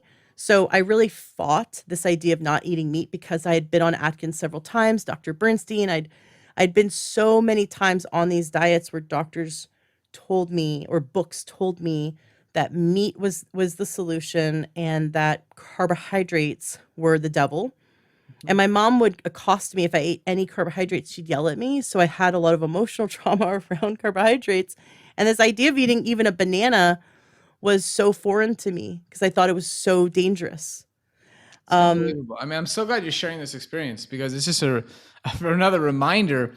I mean, it's also very unique that you've been an actual patient of Dr. Bernstein who literally is teaching the exact opposite. Like he is. literally says no fruit. Yeah. No, and it was really weird. Like, if you could have seen the diet, just the regular way of eating I did before Bernstein, you'd been like, that's not bad. I mean, it was steamed vegetables, rice, lentils. That was all in my diet. And I wasn't a picky kid. You put it in front of me, I ate it. I wasn't picky. I'd have some kind of like cream of wheat or some cream of rice pablum cereal for breakfast kind of thing. And then just the pretty much the same stuff. I did not like the lunches my mom sent because she'd be like, I'd open up my lunch at school and there would be Brussels sprouts and they smell really bad by the time you get to school. But I'd have Brussels sprouts and a salad and an apple and maybe some almonds. She'd throw in a few almonds. Like, so it wasn't like I was eating unhealthy before. And then doing these doctor diets were so radical and so unhealthy now that I look back. It's really crazy. Of course, I lost weight, but then my metabolism freaked out Right. and I rejected it. And then I got into, there's a sense of control and fighting that control and then addiction brain. And I really acknowledge now like how much addiction brain there is. So I was depressed and angry, and food was a soothing mechanism, right? Like babies want Yep. their blanket or they want their binky. My brain wanted the sugar binky or the bread binky, and that was like this. I really did feel like if my brain was suffering, right? Like so, I am upset or angry or stressed, going to that food, like I don't know, Subway sandwich, for example, and all of a sudden sense of relief. Yeah, it's a drug. Food, we more times than not will turn to food for that quote unquote comfort. And we're just filling ourselves with crap. And then we are causing these diseases. And then the pharmaceutical industry and the medical industry gets to profit. What was it? Well, 23 yeah, two two 237 billion. We 237 don't know billion exactly how dollars. much profit is in there, Yeah, but it is a large number. it's a stupid amount of profit for big pharma and hospitals, and that none of them want us to be healthy. So of course, the world is upside down, and we have to really acknowledge that if what you're doing is not working. And so for many years, what all these doctors and what all these sicko diets that I was on constantly wasn't working. And then my own way wasn't working. My own way was like addiction brain, processed food, standard American diet. All that wasn't working. It's like, okay, well, what's left? What's left is this whole food plant-based diet that works and that people get results. So I fought it. And it actually wasn't until I started doing the podcast, because when I started doing the podcast, I was full on keto. I was like, keto is the best thing in the world. And if you listen to early episodes, it's like keto, keto, keto. And then I started to get these whole food plant-based doctors on, and of course I'm open-minded. I Yep. want my listeners to learn. I want to learn because nothing's perfect, right? And I didn't have diabetes anymore, but I didn't have insulin sensitivity. Mm. And so I couldn't go away from, like, for example, if you went and ate a pizza, right? Like if you went and just ate the standard American diet for a day, would you be okay? Like would you be able to, like, the next day, would you be okay, or would you feel like Would your blood sugar be so off, and would everything be so off because you don't have insulin resistance, or you do have insulin resistance? Sorry, you do have insulin resistance, or you don't? Well, no, it's okay. But you're asking me if I went and I had like a standard American pizza, I'm telling you, like I would feel awful. Like I So would, you'd feel awful because you're so used to eating a healthy diet. yeah, of course. It'd be super heavy. It would be. I mean, I definitely would experience. Um, I would be eating myself into a state of what's called situational insulin resistance. I would become insulin resistant over the next 24, 48 hours because of the garbage that I just ate.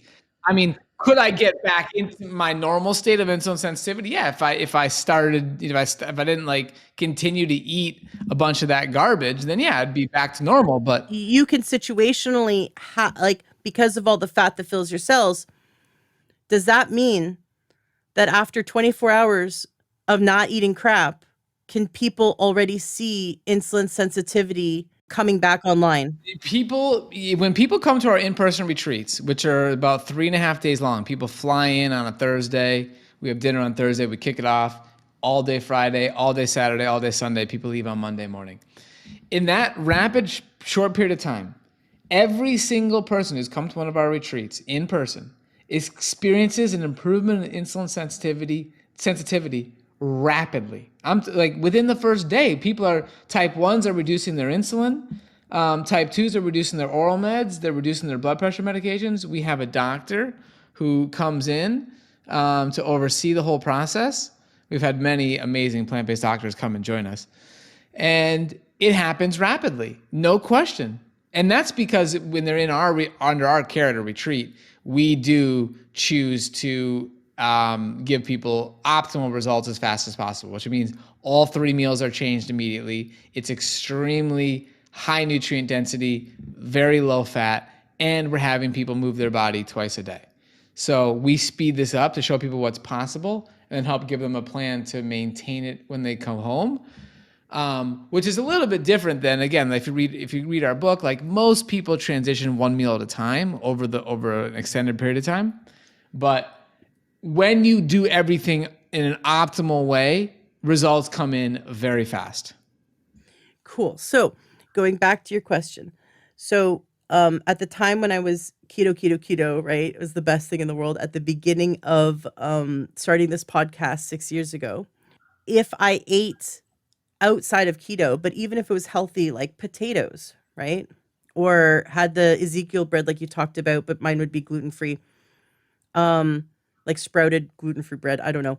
I would be a mess. I would have felt like crap Yep. because even though when I was eating low carb in keto, I thought it was good. I thought it was good.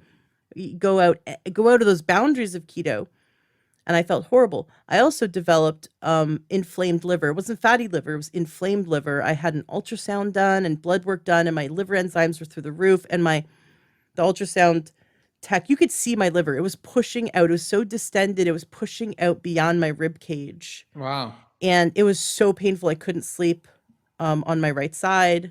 It was really painful. And that was from the keto diet. And so I had to go, okay, this isn't working. Like, I went down the list of like, this isn't working. I've done this over and over again. It's just like Bernstein. It's just like, although Bernstein wasn't as high fat or anything, but it was still keto, and Atkins and all that. It's just a repackaged Atkins over and over and over again. This whole low carb, high fat thing that keeps getting sold to us. And it wasn't working. It was very restrictive. And then I would start feeling sicker and sicker and sicker and sicker. And then eating outside of it, I would feel even worse. So when I started interviewing doctors around a whole food plant-based diet, I was open-minded, but I was also resistant because I had my mom's voice in the back of my head going, rice is bad for you. Potatoes are bad for you. What are you doing? This little voice in the back of my head. I had to stop and go, I really need to examine my beliefs around food, because I've been carrying some beliefs from childhood that aren't true, and I need to examine my food beliefs.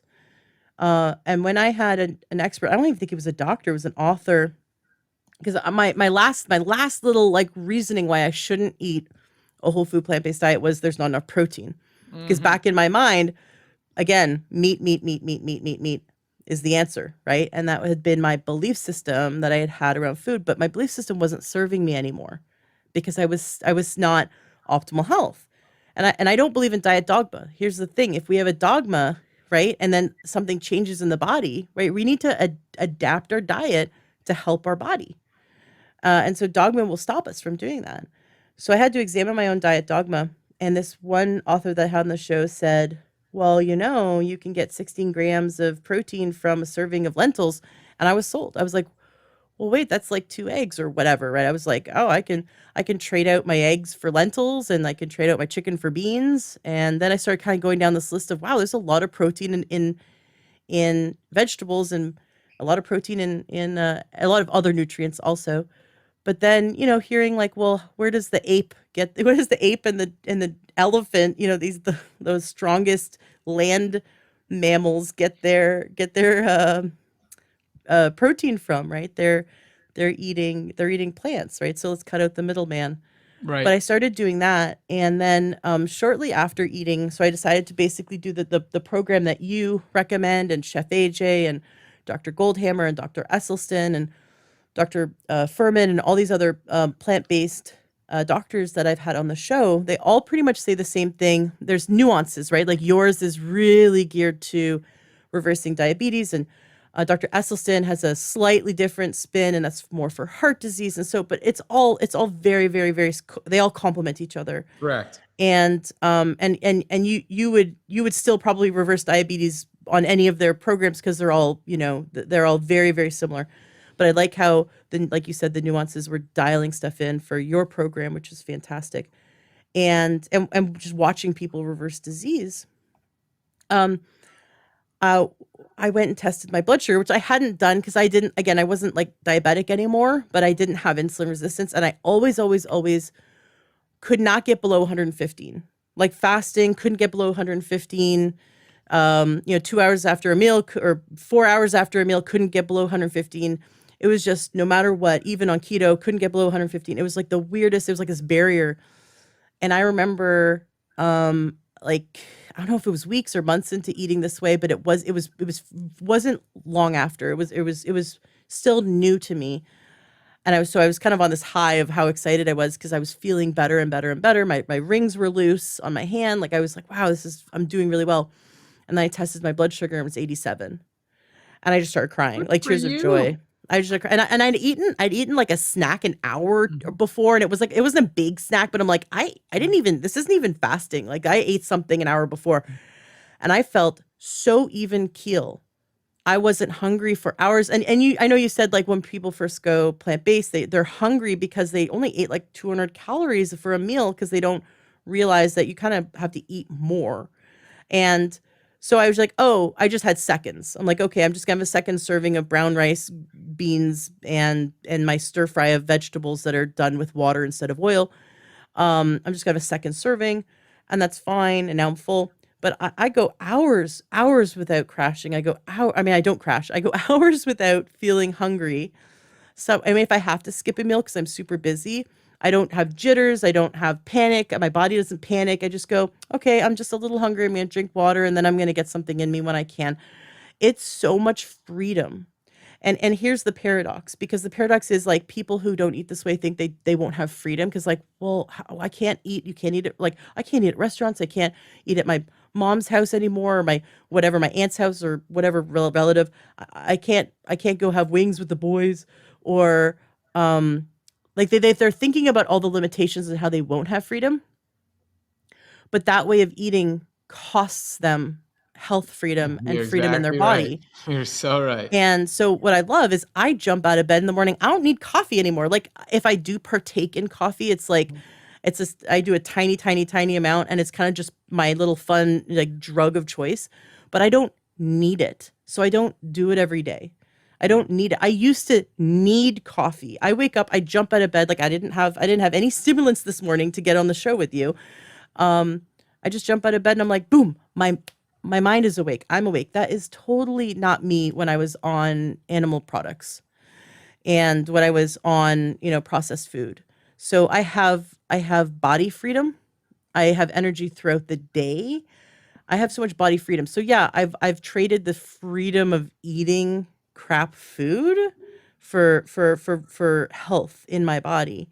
But yeah, so there are limitations. I can't eat at certain people's homes, but I'll bring my own food. Yeah. Or I and you love know that. what? My friends are really accommodating. I'll just tell them like, listen, these are our restrictions, and also our son has some allergies, so I'll just say these are the things we eat, these things we can't eat. And honestly, if a friend isn't willing to make accommodations for you, like how much are they your Yeah, friend? seriously. So many. I've been impressed with, like when our daughter died last year, people came out of the woodwork to bring us food, and they all brought us whole food, plant-based. Like That's they came beautiful. out of It's the really woodwork. beautiful. My neighbor cooked me so much food. I had a friend that lives like 45 minutes away, brought just days worth of food. Everyone cooked us to our diet. I just and they said, some of our friends even went on, found websites that had whole food, plant-based recipes. So many our friends just googled whole food, plant-based recipes and accommodated. There was no one that was like, I don't know, mean about the way we eat. So it was how they showed love. And people who really care about you, and there's going to be okay, there's always going to be someone who's upset about your diet, because what it does is if they have addiction, and I've seen this before, if they have addiction and they're addicted to their processed foods, your change threatens that. Just like alcohol, people who choose to stop drinking and they tell their friends who they used to drink socially with, there's always a friend that gets angry about it and gets defensive about it. And that is because you're challenging their addiction. You're not asking them to stop eating meat. You're not asking them to stop drinking alcohol. Your change is a reflection of their addiction, and it'll make them angry. So don't take it personally, but you got to do you. You got to stick up for yourself, and just love those friends and family, but don't let their discomfort influence the longevity you're giving yourself. So true. So true.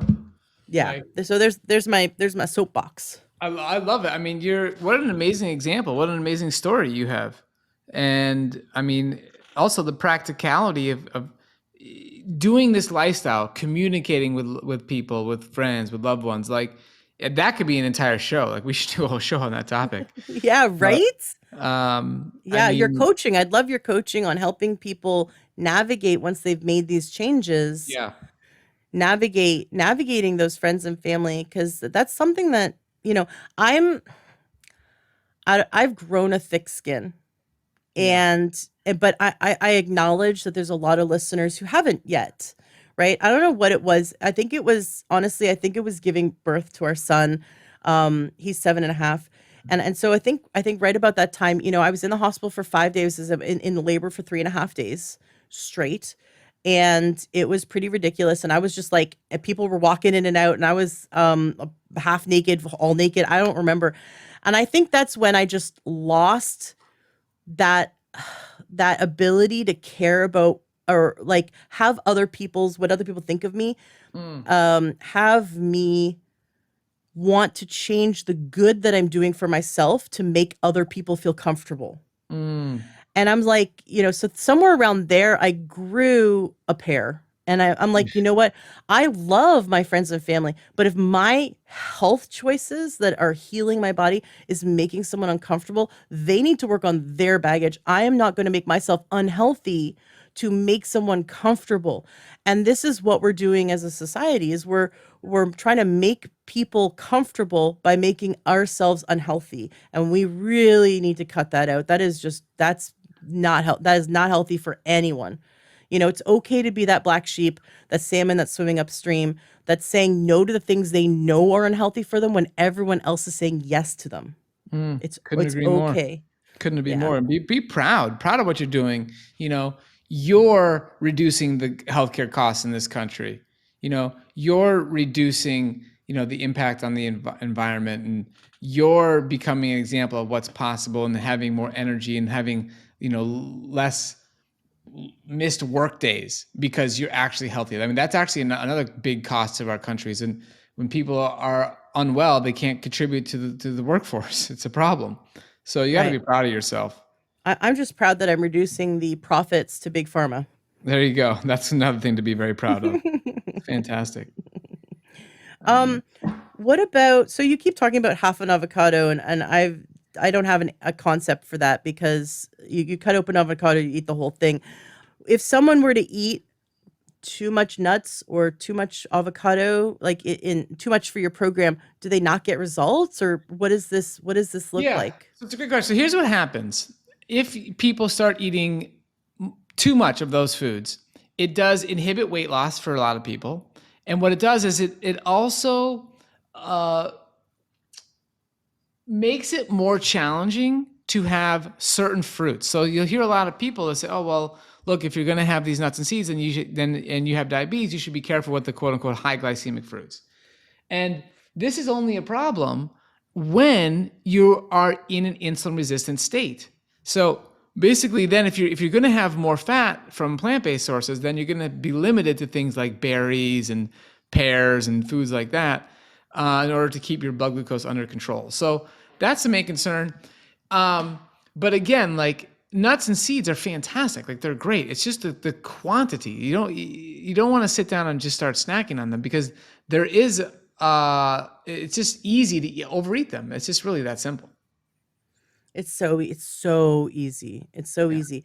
I don't love nuts or seeds. Like, they're okay. Like, that's not my thing. My husband, he did go through a phase where he'd eat a bag, like a huge bag of cashews in a day.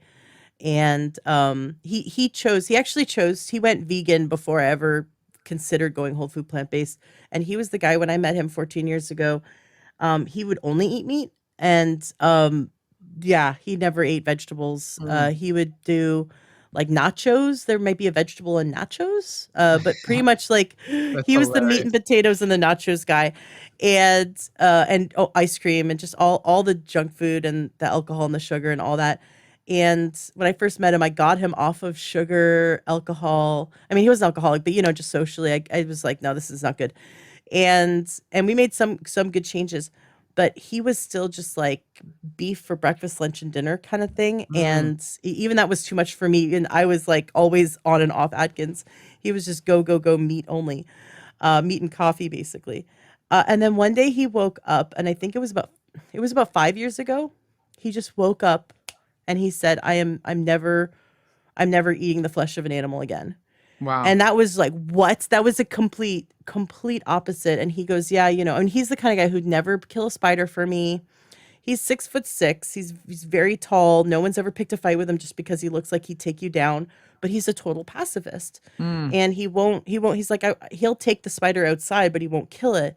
And he goes, killing things just doesn't feel right to me, and it just doesn't sit. It doesn't sit well in my soul. It's been really bothering me for a while, and I don't want to partake in that anymore.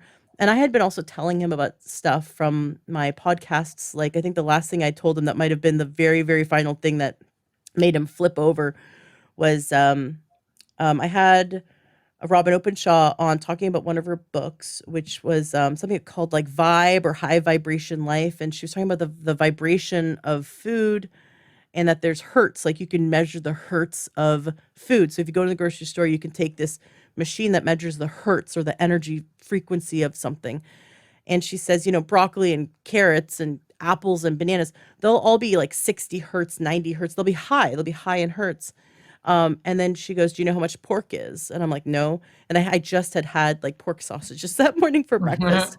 And she goes, it's six hertz. Well, why does this matter? They measure the hertz of people who are healthy. And I can't remember the exact number, but something like 200 hertz if you're healthy. If you're sick or of cancer, maybe you're like 120. People who are in the hospital, like dying, are 60, and people who are like the day they're gonna die, they're down to 40. So you can measure basically in health. You can measure hertz, and you see that the healthier you are, the higher your hertz. The unhealthier you are, the lower your hertz. Why wouldn't you be consuming foods that are higher in hertz, and not consuming foods that have no energy in them? And I know that's like causation is not like correlation is not causation, but it just was like an interesting thought. Like, oh, why don't I eat foods that are high vibration to increase at least help my body have a high vibration that makes sense because we are all energy anyway. If you study quantum physics, um, in chemistry, you see that we're more energy than matter. So we should eat foods that are higher in energy, to feed ourselves in that way. And yeah, the next day he woke up and said, "I'm never eating meat again." So I had to figure out how to cook It's for amazing. him. And then, of course, I had all these doctors on the show. We're constantly talking about whole food plant-based diet, and I, kicking and screaming, started eating that way. Just dragging. It was so hard to say goodbye to chicken and eggs, and I've struggled at times. I'm not perfect. I've Yeah. struggled at times, but cutting out oil, I was fine. I had done that years ago because Dr. Wallach back 12 years ago told me to not eat oil. He wants people to eat ghee or rendered duck fat, and I'm like, I could just cook with water. That's fine. I don't need that. So I started learning like from Chef AJ and other whole food plant-based chefs, and it became really easy for me because I love cooking in the kitchen and making delicious food. It became really easy for me to do that switch. But what I was surprised with was that I didn't miss meat. My body didn't crave it. My body didn't, my brain did because addiction brain, but my body didn't feel like it needed it. And I was surprised because I had never eaten a meal without meat. And then all of a sudden to have meals without it, I'm like, oh wow, I'm full. I didn't think I'd be full. I thought I had to eat meat to be full. I thought I had to eat meat to have energy. It was the opposite. I had way more energy without meat. Meat was causing me to feel sluggish. I couldn't believe that. So it was a big night and day. There was a lot of old belief systems that had to drop away. So I'm really excited about your summit and thank you for breaking down those foods. If people just started eating that way right now, they're going to see a difference.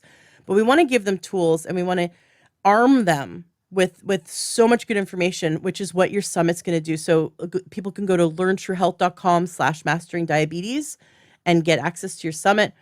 Sign up now because it starts November 2nd.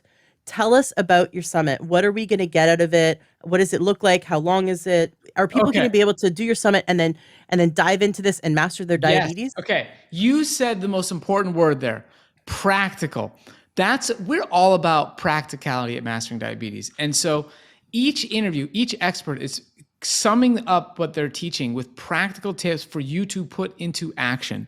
And that is what makes this summit so valuable, is because whether you're coming in because you want to lower your blood glucose, or you want to lose weight, or you want to gain more energy, or you're struggling with kidney disease or fatty liver disease, or you have high blood pressure, you have high cholesterol, it doesn't matter what you're coming in with. There is something in here for you, and there are action items. And it's an amazing event. So it's 22 speakers. It's from November 2nd to November 9th. And the whole thing is free. You just enter your email. You're going to get emails inviting you to listen to the presentations during the day. And it's very, very powerful. We learn a lot every year we interview these experts, and it's real honor and privilege to be able to share this with all of you out there. And again, it's free. So it's November 2nd to November 9th, and we have an incredible lineup of experts. Once you register, you'll be able to see all those details. But it's just an incredible event, and I really can't wait for everybody to get involved. And I can't also emphasize enough the importance of the webinars. There's live webinars that happen, and you get a chance to interact with us and our coaches, ask questions, and we're here to set you up for success and get you going on the right direction. And really addressing the nuances. There's so many, and you've learned this and you've applied it in your own life. You've had so many amazing experts on this show. You've been able to dig into the details, but there are nuances to doing this successfully in your life. And that's what the summit's going to help deliver for you. I love it. I'm so excited for it. I can't wait. I'm definitely going to attend. I can't wait for it, and I know that my listeners should definitely check it out. Please, though, everyone share this with your friends and family. Let's help share. You can share this episode with your friends and family, or you can just go tell them to go to learntruehealth.com/mastering diabetes. Let's get all of us signed up to learn, because this even if someone's struggling, let's help them, and maybe they'll make that leap. Maybe they will make that give it a try, and they will see the results, and the results speak for themselves. When people feel so good, like when you feel so good eating this way, you just notice you don't want to go back to feeling like crap. And so the old way of being doesn't serve you anymore. And you're like, you know what? I can still go hang out with my friends. I just don't have to eat the food. That's okay. You Correct. still get to have all the fun and you get to have all the health. So learntourhealth.com/mastering diabetes. I'm very excited. Thank you so much, Robby, for coming on the show again and sharing all this information. It has been so fantastic that you've been doing this and you've been eating this way for what, 16 Over years 16 now? years now. Yeah. Yeah, so awesome. And also the links to your podcast will be in the show notes, and all the links to everything that you do will be in the show notes of today's podcast at learntourhealth.com. Is there anything you want to say to wrap up today's interview? I just want to say thank you for everything you do and your consistent contribution to this movement of healthy eating and having people get well and address the root cause of chronic disease. And like you're so passionate about, not giving profits and revenue to these pharmaceutical companies that aren't acting in our best interest. Like, thank you for everything you do. It's amazing. Keep doing it. And I appreciate you having me on. Thank you. I appreciate you too. This is awesome. You've saved thousands and thousands of lives, and we're just going to keep turning this ripple into a tidal wave. And I'll see you at the summit, learntourhealth.com/mastering diabetes. See you there.